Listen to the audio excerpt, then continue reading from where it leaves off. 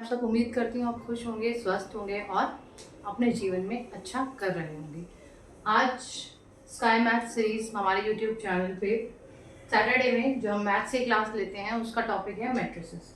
What is matrices? Matrices एक method है या एक टूल मान सकते हैं हम मैथ्स में, जिसकी मदद से हम लीनियर इक्वेशंस को या हैवी कैलकुलेशंस को बहुत ईजिली सॉल्व कर सकते हैं। इसको हम लोग जो लेते हैं, आप लोगों ने पढ़ा भी होगा अपनी क्लास में, मैट्रिसेस को हम जो करते हैं उसमें नंबर्स का रिप्रेजेंटेशन होता है ब्लॉक के अंदर। ठीक है, इस तरह की शेप का हम ब्लॉक बनाते हैं और इसके अंदर हम लोग अपने नंबर्स लिखते हैं। जो इसमें हॉरिजॉन्टल लाइंस होती हैं उन्हें हम बोलते हैं रोज, और जो वर्टिकल लाइन होती हैं, ठीक है, इन्हें हम बोलते हैं कॉलम। क्या बोलते हैं इन्हें हम? कॉलम। तो फर्स्ट पॉइंट क्या हो गया? रोज क्या हो गई हमारी?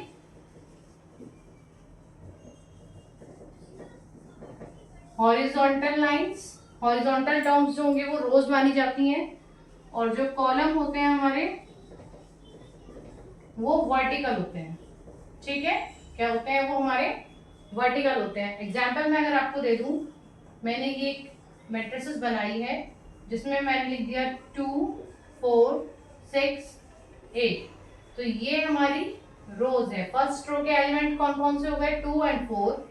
सेकेंड रो के एलिमेंट हो गए 6 8, और ये हमारे कॉलम्स हैं। फर्स्ट कॉलम हो गया 2 6, सेकेंड कॉलम हो गया 4 और 8। आई होप इतना समझ में आया हो। 2 4 6 और 8 नंबर्स डाले हैं, इनको हम बोलते हैं एलिमेंट। क्या बोलते हैं हम इनको? ये जो हमने नंबर्स एंटर करे हैं इन्हें बोलते हैं हम एलिमेंट्स। क्या बोलते हैं? एलिमेंट्स। तो अगर मैट्रिसेस की प्रॉपर डेफिनेशन बोलें तो हम डेफिनेशन कुछ इस तरह से बोलेंगे, it is a ordered rectangular array. क्या बोलते हैं हम? Array of numbers which are arranged in a box to make a calculation।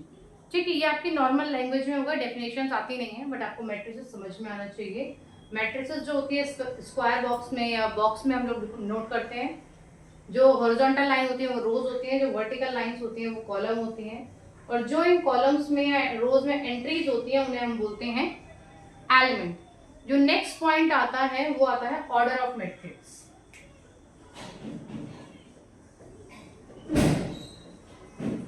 Order of matrix. Order of matrix क्या होता है? ऑर्डर ऑफ मैट्रिक्स को हम दिखाते हैं number of rose multiply by number of column. तो अगर हम इस मैट्रिक्स की बात करें, इसमें कितनी रोज हैं? 2 रोज हैं। ठीक है, और कितने कॉलम्स हैं? 2 कॉलम्स हैं। तो इसका ऑर्डर क्या हो गया? 2 bye 2।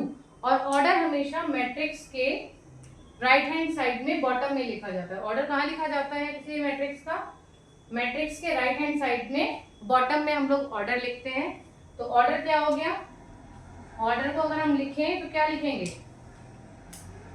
Number of rose multiply by number of column. I hope that much is clear. Order of matrix will be number of rose into number of column. अब एक क्वेश्चन मैं आपको देती हूँ और आप मुझे उसका ऑर्डर बताइएगा। एक मैट्रिक्स है 1 2 3, तो इसका ऑर्डर क्या होगा? अगर ये मैट्रिक्स A है, A is a matrix of 1 2 3 element, तो what will be the order? Number of rows कितनी है इसमें? 1। कितनी रो है इसमें? 1।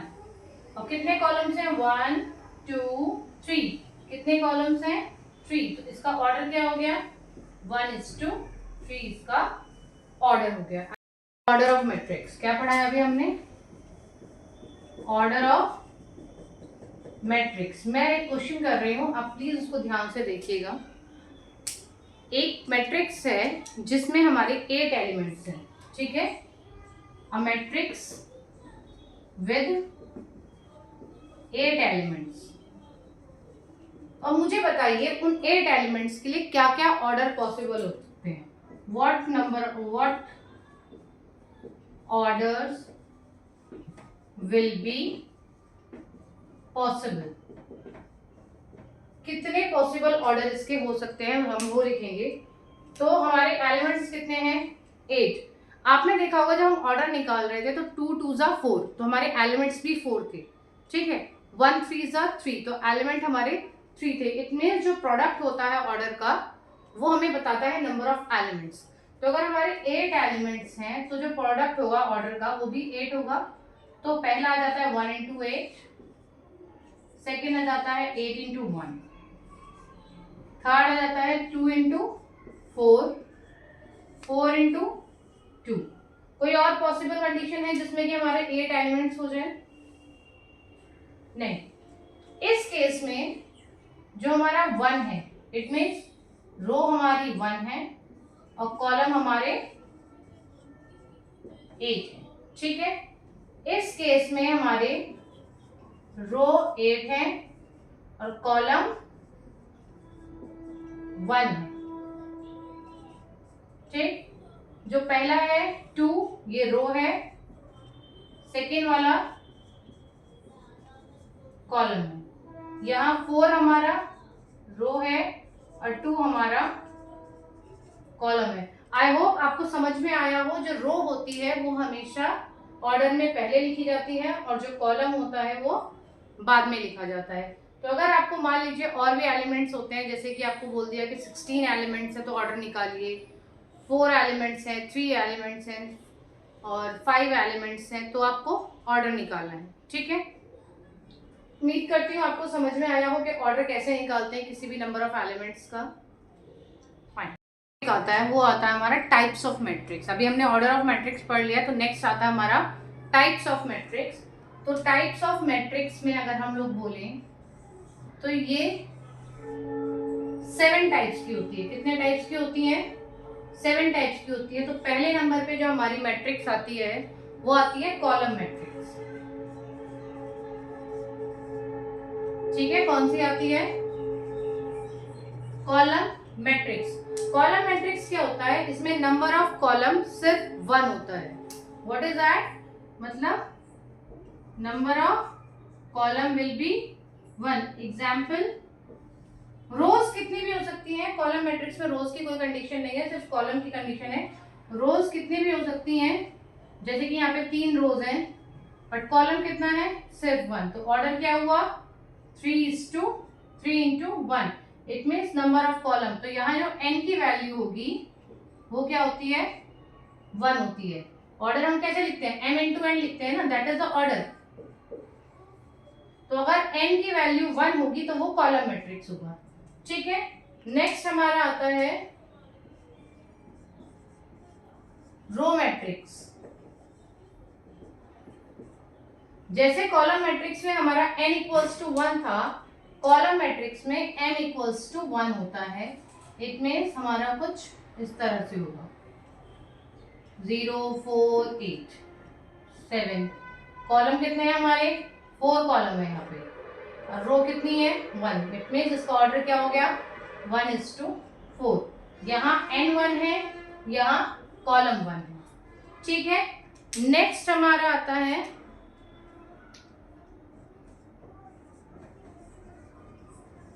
Square matrix.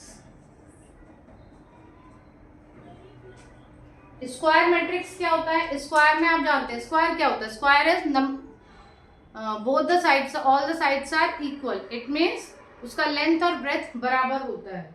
तो हम कह सकते हैं इसमें m इक्वल्स टू n होता है। अगर m2 है तो n भी 2 होगा, m3 है तो n भी 3 होगा। इट मीन्स m और n की वैल्यू सेम होती है। जैसे कि अभी हम लोग अगर मैट्रिक्स बनाते हैं 2/2 की 0 4 8 9, तो ये 2/2 की मैट्रिक्स है, तो ये स्क्वायर मैट्रिक्स है। आई होप इतना क्लियर हुआ हो आपको। नेक्स्ट आता है आपका जो नेक्स्ट मैट्रिक्स आएगी हमारी वो आएगी डायगोनल मैट्रिक्स। क्या है वर्ड? Diagonal matrix.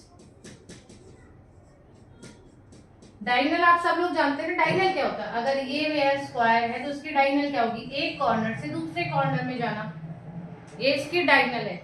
इसीलिए डायगोनल मैट्रिक्स क्या होती है? इसमें जो हमारा एलिमेंट्स होंगे, इसमें जो हमारे एलिमेंट्स होंगे कुछ इस तरह से होंगे कि ए आई जे, एक टर्म हम बताना आपको भूल गए, ए आई जे। ए आई जे क्या होता है, जो एलिमेंट्स हम लोग फिलिंग करते हैं उसको हम ए आई जे से सिंबलाइज करते हैं। जो एलिमेंट्स हमारे होते हैं, ये क्या है, हमारे जितने भी एलिमेंट्स हम लोग भर रहे हैं वो ए आई जे कहलाते हैं, जिसमें आई हमारा रो है और जे हमारा कॉलम है। आई क्या है, रो, और जे कॉलम है। ठीक है, ए आई जे क्या है, a I j is the element of the matrix. I हमारा रो है और जे हमारा कॉलम है।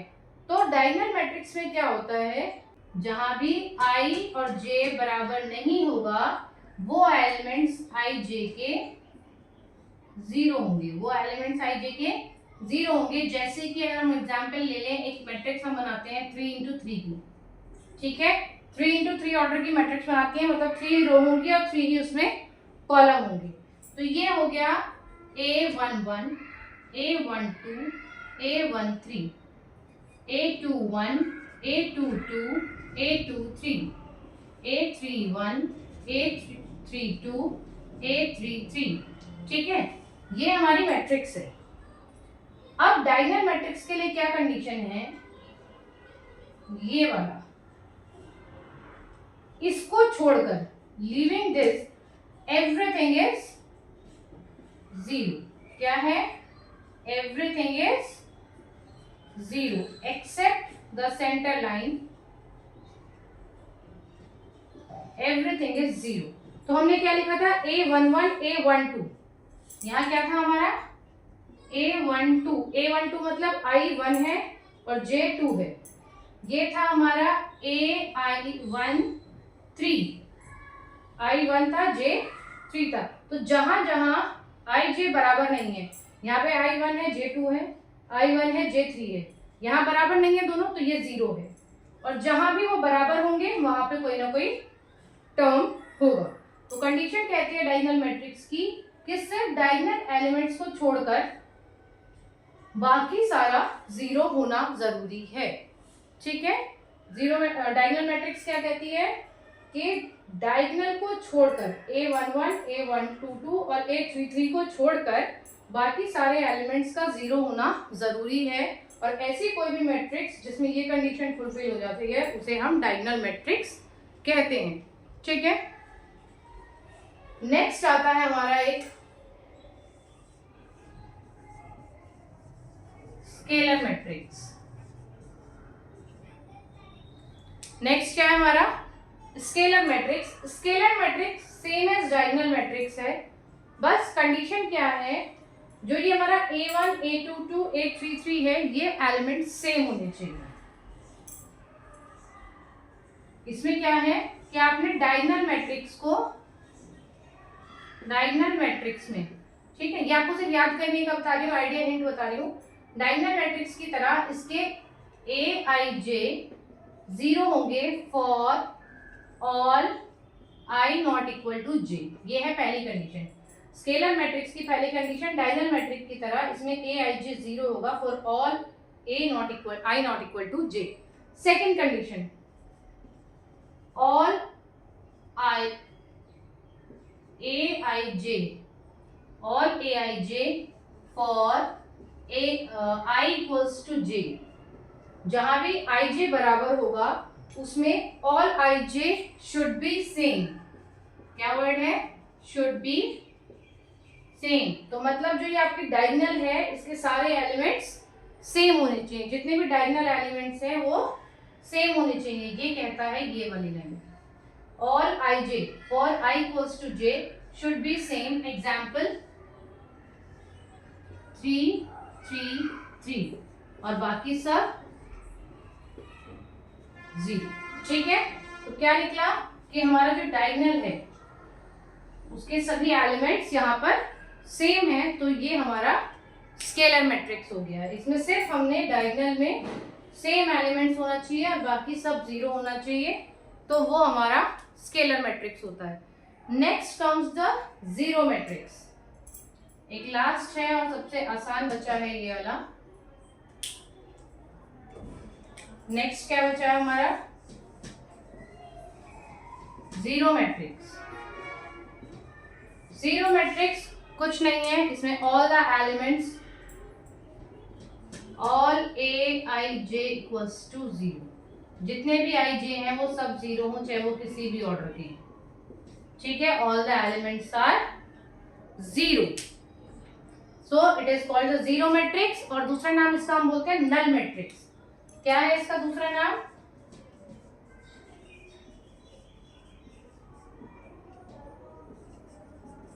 नल matrix. I hope that much is clear till now.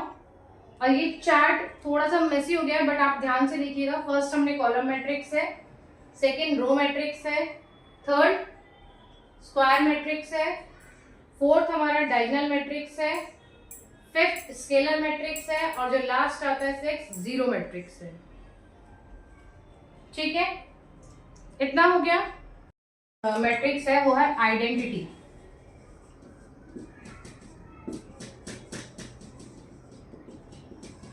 Identity matrix है। आइडेंटिटी मैट्रिक्स में क्या होता है कि जो डायगोनल एलिमेंट है,